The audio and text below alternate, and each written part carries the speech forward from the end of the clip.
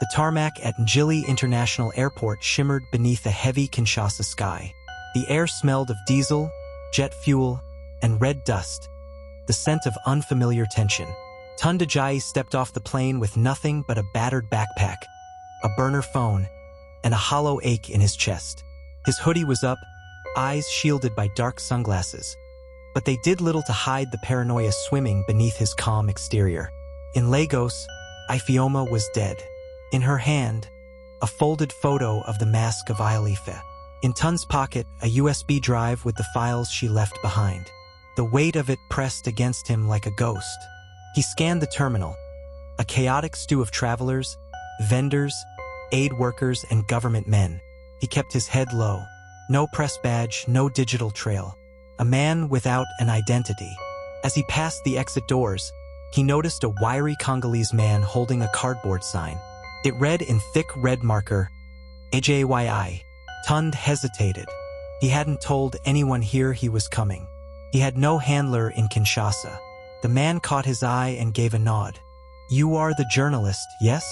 Tunde Ajayi? Who sent you?" Tunde asked, his voice low. "Your friends. They said you would come. We go to Matange. There is someone waiting." Every instinct screamed at Tunde to walk away. But the spiral was already spinning, and he was too far in to turn back. The taxi was a beaten Peugeot, its seats covered in faded cloth, the air thick with humidity and the scent of engine oil. Rumba played from a weak radio. Tunde watched Kinshasa pass by. Dusty billboards, crowded markets, half-finished buildings reaching into a gray sky. The driver said his name was Kisilo. No last name, no details. "You came for the mask, didn't you?" Kisilo asked without turning. Tunde tensed. "I'm here for research," Kisilo chuckled. "Everyone who chases that mask ends up running. Or dead." Tunde said nothing. Matange was loud, packed, pulsing with energy. The taxi weaved through motorbikes and vendors selling everything from roasted plantains to bootleg cell phones. They stopped in front of a 3-story brick building. A rusted sign read, "La Maison du Voyageur." Kisilo pointed. "She is inside. The one who called Ifeoma. Mwamba." Tunde got out, his heartbeat steady but hard. He entered the bar. It was dimly lit, the kind of place that whispered secrets. A fan buzzed overhead, struggling against the heat. In the far corner, a woman sat alone, sipping from a chipped glass. She wore a scarf that covered her dreadlocks and an expression that knew grief intimately. "Tunde Ajayi," she said as he approached. "You look tired and hunted. You knew Ifeoma?" She nodded. "She called me the night before she died. Told me about the mask." "What did she say?" "That it was here, in Congo. Not in a museum, not in a vault, but buried, hidden, used." Tunde sat. "Used how?" Mwamba leaned closer. "The mask isn't just a relic. It's part of a ritual, a summoning. The last known use was in a village near Kasai. They say something was awakened." Tunde's voice lowered. "What did they awaken?" "That. She didn't live long enough to tell me." Back in a small guesthouse room, Tunde sat in silence, staring at the USB. The ceiling fan clicked above him. Outside, someone yelled in Lingala. He inserted the drive into his laptop. The folder was called Ona, the Path of the Ancestors. Inside were 3 files, * a satellite map of the Congo Basin with red hand-drawn circles, * a photograph of an ivory figurine with a screaming face, * a video file timestamped 2 days before Ifeoma died. He clicked play. Ifeoma appeared.